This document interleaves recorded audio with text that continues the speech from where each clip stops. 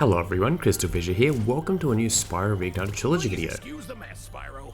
We are currently suffering from a land blubber infestation. First they put out the fires in our boilers, and now they've shut down our ship too. If you could stoke up the fires under the boilers, I'm sure you could make your way to the ship. The steam from the boilers will activate our highly advanced machinery. Welcome. This is Prix Harbor. I don't know why I stuttered there. It is Prix Harbor in Reignited Trilogy, and can I say I'm really happy to finally see this because I've actually been wanting to see Prix Harbor for quite some time. Ever since I saw that first screenshot that sort of came out, and it was like from the top near the ship area. And I will say that I think they've done a pretty good job. Like, this is very clearly their own interpretation, you know, as we have, you know, been discussing, you know, like the sort of the difference between, you know, the artistic liberties that Toys R Us have taken. But to be honest, I actually like this interpretation of Prix Harbor. It's kind of got it's got more of a, I don't know, I guess like it kind of feels more, yeah, more jungly. And I know some people don't like that, some people do. I guess with Zephyr, I didn't really cover the Zephyr footage, well, extensively, really. Actually, did I even? No, I didn't even cover it. And I haven't covered the Professor stuff, but I might do that at the end of this video. But yeah, with Zephyr, like, they kind of went back to a real, like, jungle style, more like, I don't know, guerrilla warfare, like, you know, kind of like things are made out of wood and stuff like that, which, I mean, again, it just depends on what people think about their interpretation. But in this level, I actually like it. The land blubbers were actually, yeah, so you got to remember that essentially Zephyr and Prix Harbor are fighting against each other, and those guys there, you don't actually see them obviously in Zephyr, but you can see they're kind of, you know, the same species. I think that overall it actually looks pretty good. I wasn't a giant fan of the land blubbers in Zephyr. I thought that they looked a little bit too slug-ish.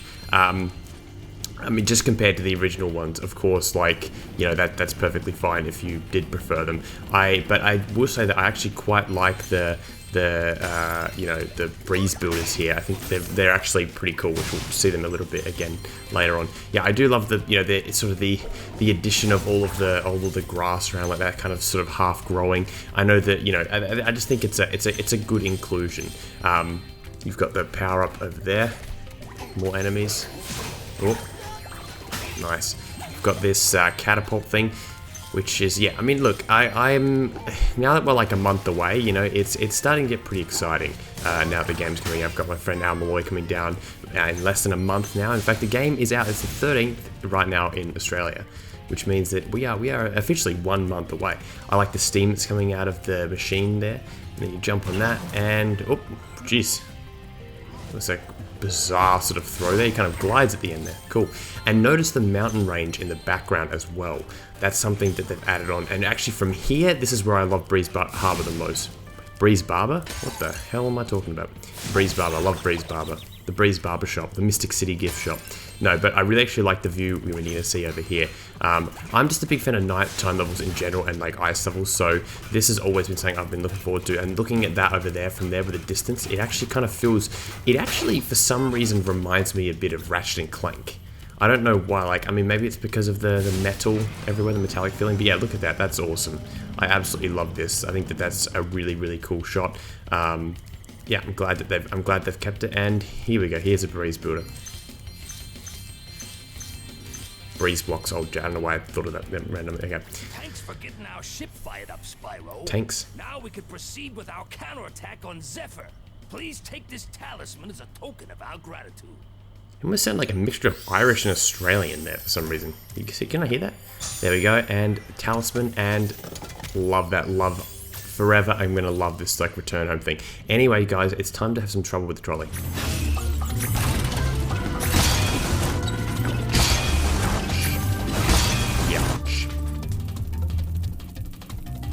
Trouble with the trolley, eh? Yeah. Get it. He said the line. Trouble with the trolley, eh?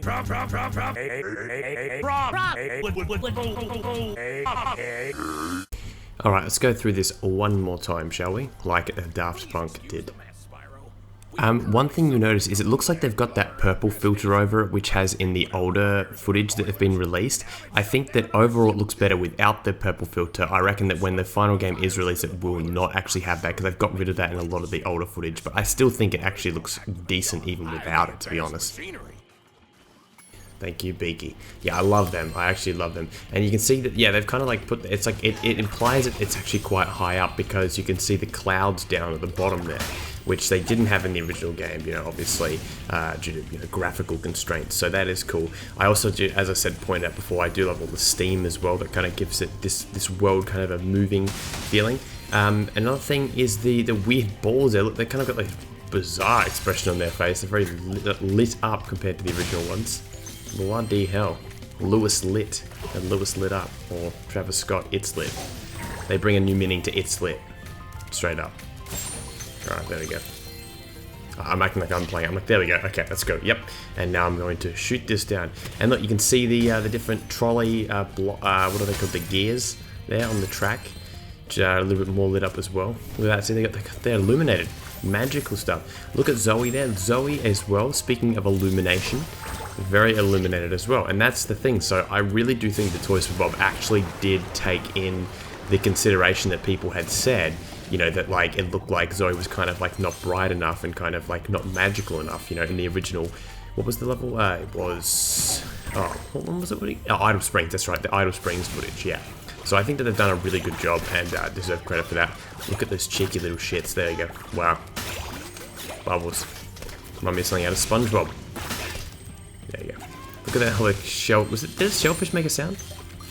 Oh man. Spyro was one dangerous boy. Boy. Okay. Down there as well.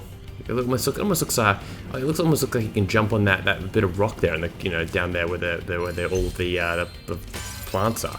Almost looks like you can go down there. Maybe you should be able to just go down there. Okay. Again, I don't know why I'm acting like I'm commentating. I'm playing because it's instinctive. It's instinctive. It's that Let's Playing blood coming through.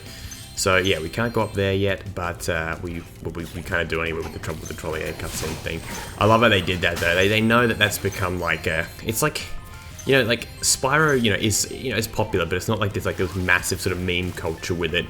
You know, like with Crash, they had the whole whoa thing, you know, and Crash kind of has that meme potential, you know, but Spyro doesn't. But I think Trouble with the Trolley is like the closest thing to that. But you know, it's more wholesome. And look, you notice there's the Saturn's rings around there. I'm not talking about the Gorillas track. There you go. Look, see. Is it even? Oh god, see. Astrology, man. I've got to actually be educated. I'm sounding like Ethan on the H3 podcast when I don't know what I'm talking about. All right, there you go.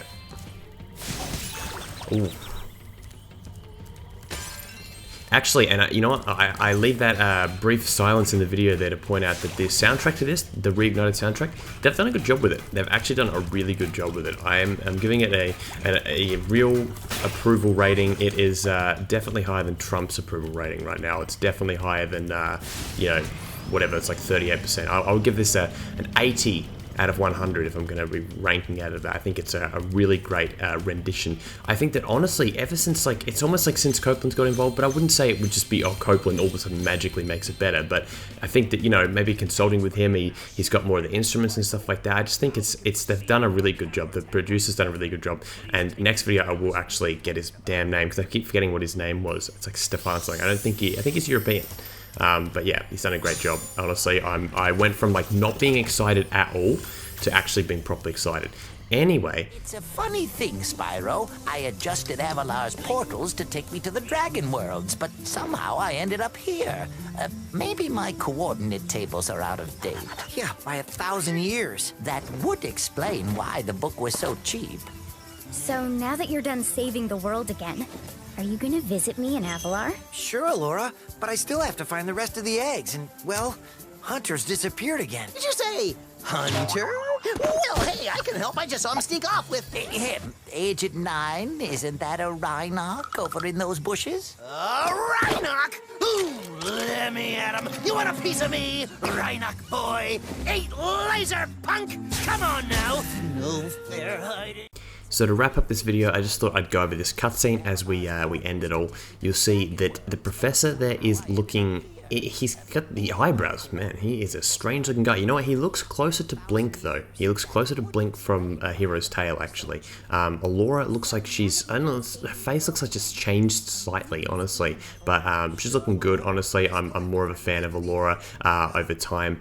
Spyro, of course, looking good. Agent 9 has got like a no Rhinox thing on his like, what's it called, like on his shirt or whatever, which is, I guess, you know, depending on who you ask, is maybe a little bit on the nose, but I guess that he always was kind of crazy and weird. So I think that they've overall done a good job with it. And I also like the look of Agent 9's lab as well, which is going to be, I think, hopefully a really fun level to play. I hope that Agent 9 gameplay is good. You never know. This is where they could genuinely improve it over the original game.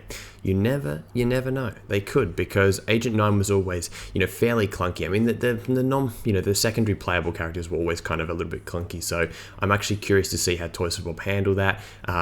It's not that they were bad. It's just that they were a bit, you know, obviously there was, you know, Insomniac didn't have a heap of time. You know, they only had a year and they had to code all the stuff in. So credit to them at the time. But I hope that they're just as good. I hope they're better in the Reignited Trilogy, because, you know, now we've got you know, simply, you know, camera controls and stuff like that. I am rambling. We will end this. It is now 11 minutes, and if you've gone through this entire video and you tolerated it, well done. Thank you guys for watching, and I will see you in the next Reignited Trilogy video. Goodbye.